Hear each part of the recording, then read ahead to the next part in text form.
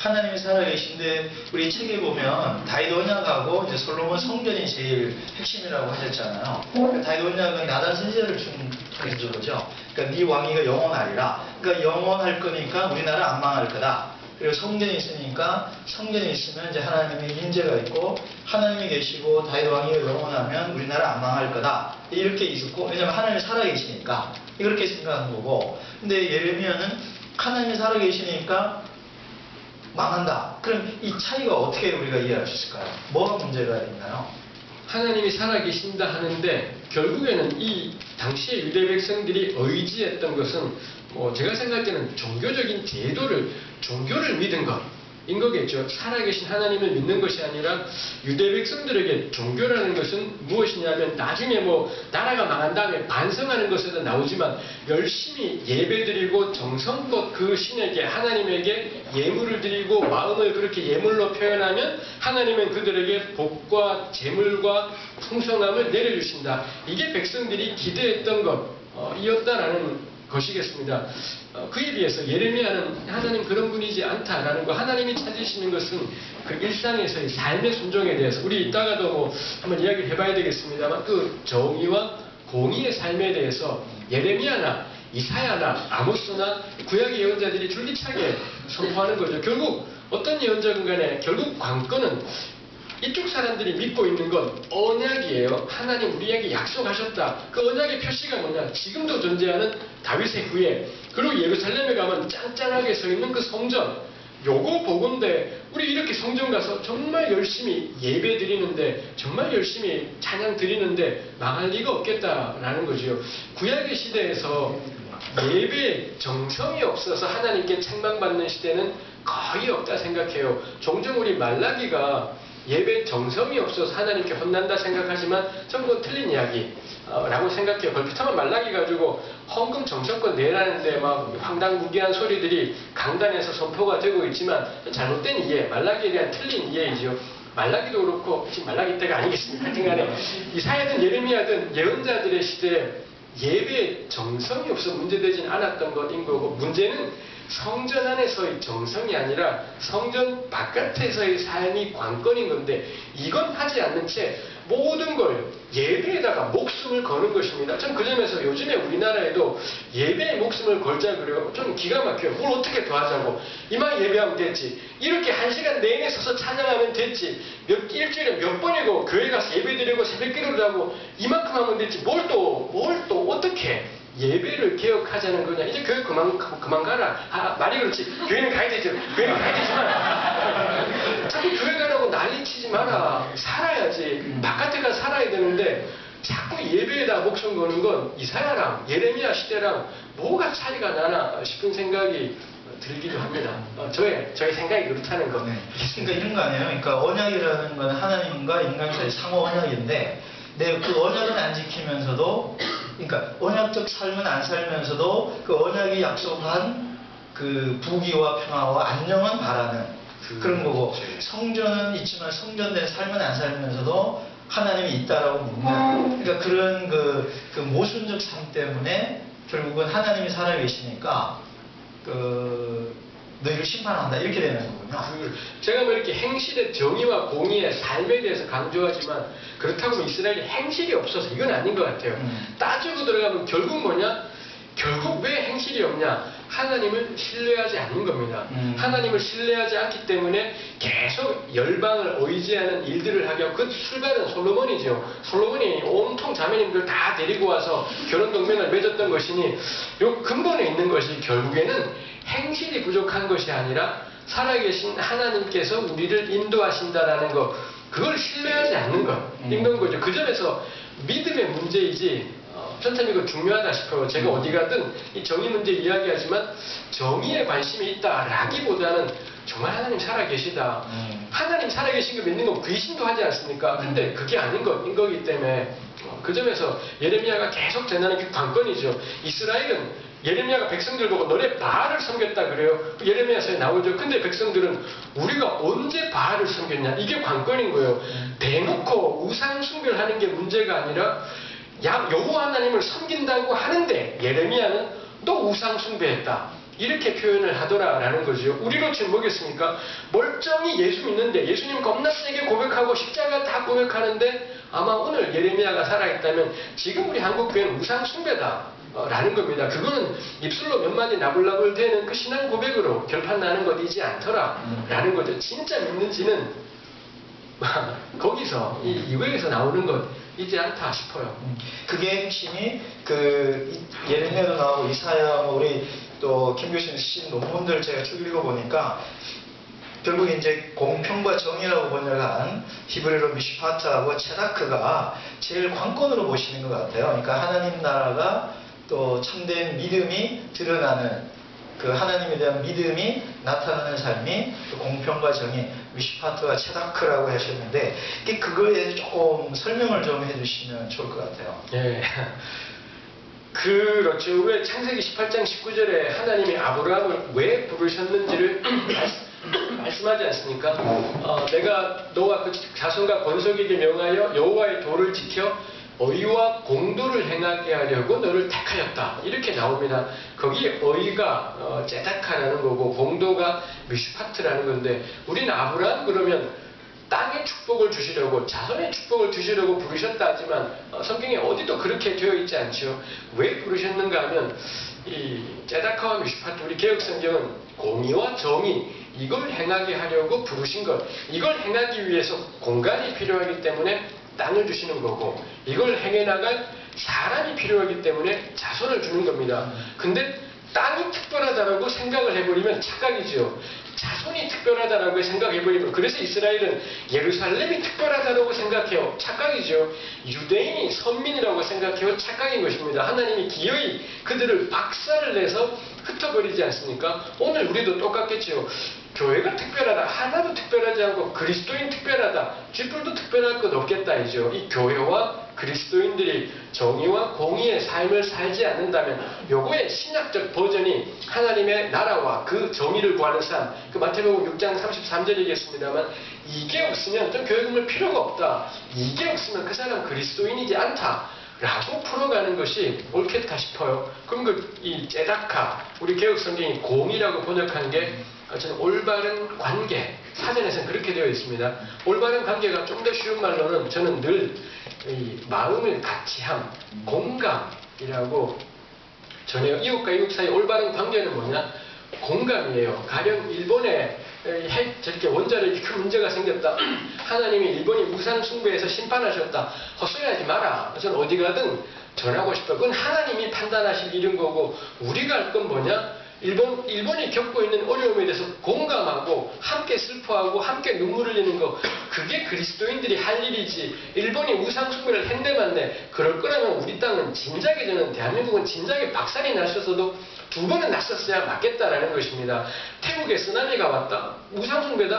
헛소리하지 마라. 헛소리하지 말고 슬퍼해라. 그냥 슬퍼하고 그게 공감, 제다카인 것이다 싶어요. 결국 예수 믿는 건 이 공감의 폭이 넓어져 가는 거죠. 처음에는 육신의 식구들, 내 가족을 보면은 마음이 우리 딸이 잘 되면 부모가 너무 기쁘지 않습니까? 완벽한 공감인 건데 이게 넓어지면 우리 교회 식구가 잘 되면은 정말 내일처럼 기뻐하게 되는 마음이 있습니다. 이게 넓어지면 같은 교회 다니지 않고 같은 예수 믿지 않는데 이 한반도 땅에 살고 있는 고통받는 이웃들의 모습이 내 마음에 들어오게 되는 거고 이게 제다카가 이 공감이 올바른 관계가 점점 넓어져 가는 것이다 싶은 거죠. 그 점에서 우리가 예수를 믿으면 믿을수록 육신의 가족을 넘어서 믿음의 가족으로 그걸 더 넘어서 이 한반도 땅에 살고 있는 모든 고통받는 이웃들과 마음 같이함 좀 그게 교회다 싶은 겁니다. 근데 교회들이 자기 교회끼리만 겁나 사이좋게 지낸다.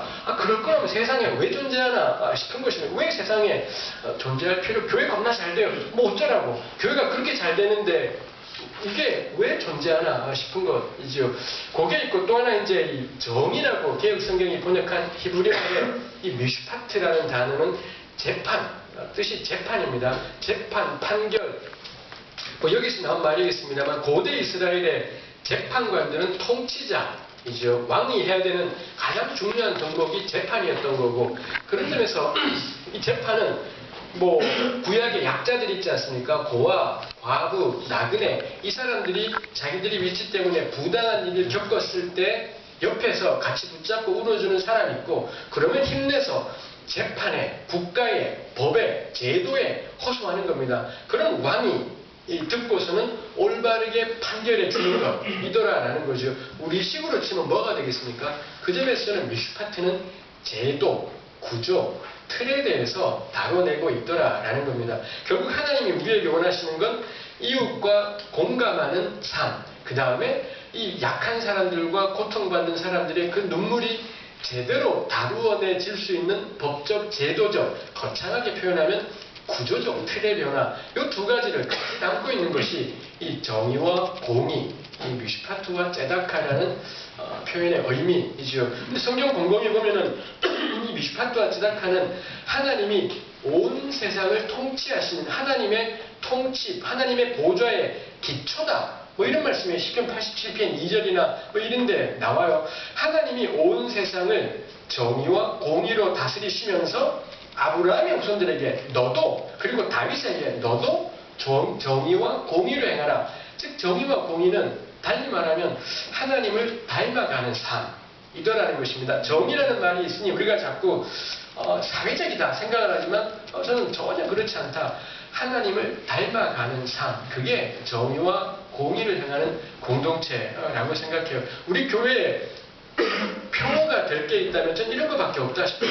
정의와 공의가 충만한 세상, 혹은 그걸 달리 말하면 하나님의 통치가 구현되는 세상, 혹은 이사야적인 표현을 하면 이리와 어린 양이 함께 뛰어노는 세상, 보습과 낫의 나라, 이런 것이지요. 좀 교회에 표가 있다면 그런 게 표가 돼야 되지, 1만 구역 달성이니 이따위서 교회에선 달지 마라. 교회가 그런 거 하는 집단이냐? 교회는 하나님이 어떤 분이신지를 경험하고 그 하나님이 세상 다스리시는 원칙을 세상 가운데 정말 보여주는 살아있는 곳이라는 점에서 참 중요한 것이지 않을까 싶습니다. 네.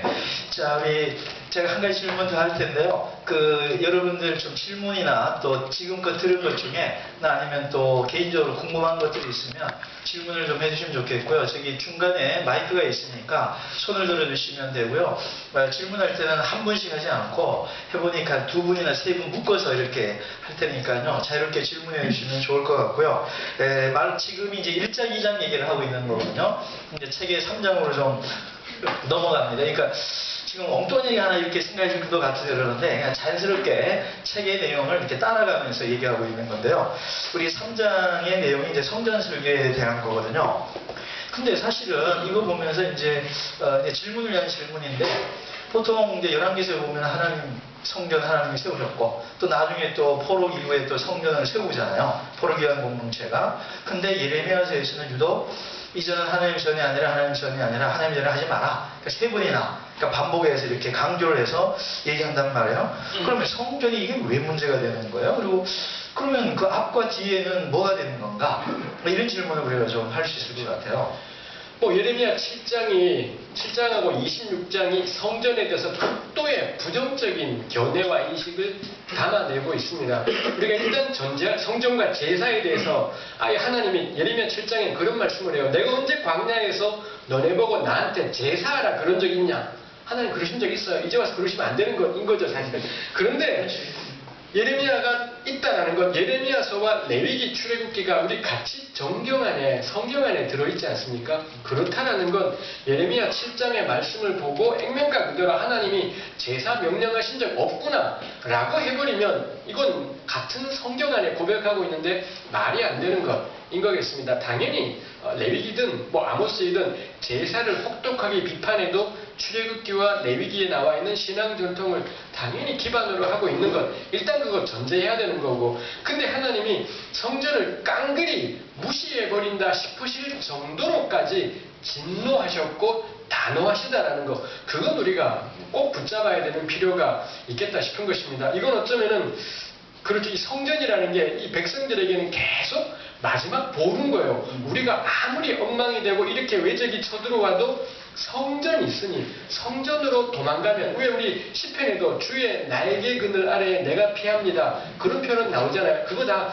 성전에 가서 기도한다는 것을 그렇게 표현한 건 이겠습니다만, 그만큼 가장 안전한 곳이 우리의 보장이고 요새가 되는 것이 성전인 건데, 근데 그러다 보니 문제가 뭐냐? 이 백성들이 삶을 바꾸지 않아요. 삶이 지금 문제인 건데, 가난한 사람 억압하고 우상 숭배하는 사람의 특징이 그겁니다. 우상 숭배, 우상들의 특징은 권력자 좋아하고 부자 좋아하고 있는 사람 좋아하고 어떻게든 성공하면 위로 가고 싶어하고, 낮은 것은 실패라고 여기고 천한 것은 더럽다라고 여기고, 요거 우상의 특징이에요. 신천지건, 저는 우리 어디건 간에 이단들의 공통된 특징이 뭐냐? 밑바닥과 위를 확연하게 갈라서 어떻게든 은혜 받았다, 위에 가 있다라고 생각해요.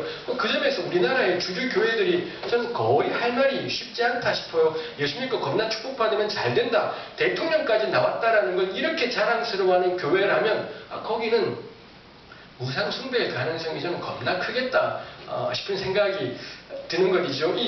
그런 일들이 자행된다면 이걸 자행되게 만드는 게 뭐냐? 이런 일을 하면서도 성전 가서 제사 드리기 때문에, 성전 가서 엄청난 정성의 제사를 드리기 때문에 백성들이 회개하지 않는 겁니다. 이렇게 제사 드렸더니 제사장들이 예레미야서에 나오죠. 이들을 향해 무죄하다, 사죄 선포를 해요. 우리 주일마다 하지 않습니까? 주일마다 약간 회개기도 다 하고, 제가 속한 통합책은 그거예요. 회개 고백하는 순서 다 있어요. 그럼 예배 인도자가 사죄 선언해요. 요한일서 1장 9절 이런 걸 읽으면서 사죄 선언하는 것입니다. 그러니 이 사람들이 뭐라 그러냐? 내가 이제 새처럼 자유하다. 다 예레미야에 나오는 표현들인 거죠.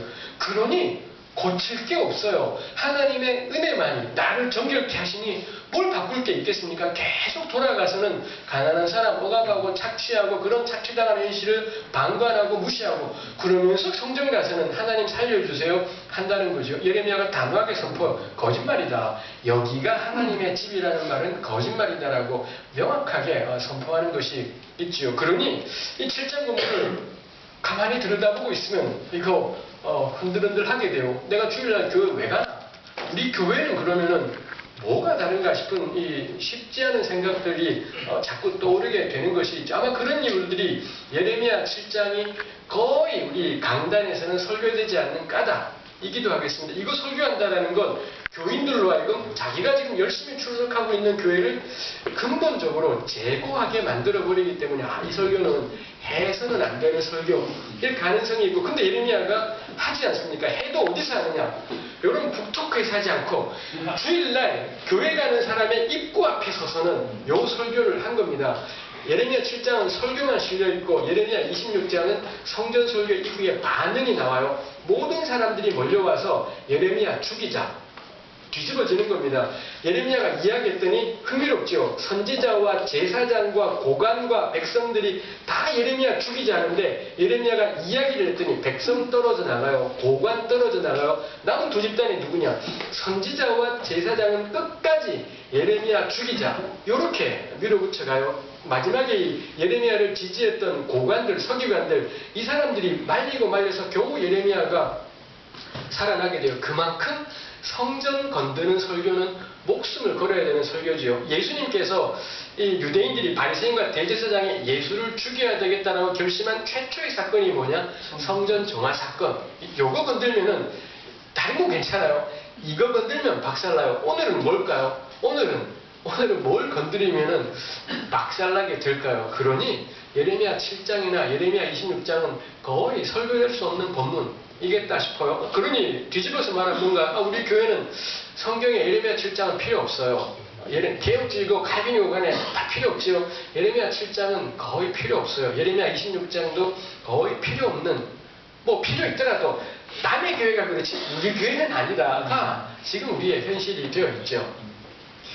그 질문 받기 전에 한 가지 조금 갑자기 생각이 나서 그런데, 그러니까 그 정경 속의 정경이라고 그러잖아요. 그러니까 예를 들면 지금 그 구약 성경에 성전에 대한 좀 약간 상반된 두 가지 텍스트가 있는데, 그 텍스트 이제 신약에도 그런 것들이 많은데, 그럴 때 이제 구약보다는 신약을 우선한다든가, 또 신약에서는 복음 바울 서신보다는 신약을 우선한다든가, 또 구약에서는 예언서보다는, 그리고 예언서도 토라 모세 오경에 대한 재해석이고 재구성이잖아요, 어떤 점에서. 그렇다면 이건 사실 예레미야 상관없는, 그러니까 그런 것들이 있을 때 모세 오경에 좀 더 권위를 두는 정경적인 정경 해석 방식은 어떤가요? 괜찮나요? 충분히 괜찮을 것 같아요. 실제로 유대인들은 왜 구약이 오경, 율법서, 그 다음에 예언서, 나머지 세 덩어리로 보았던 건데 유대인들은 전통적으로 오경이 가장 권위 있고 영감의 정도가 세다. 뭐 이런 말을 탈무드에 해두기도 했었죠. 전 그거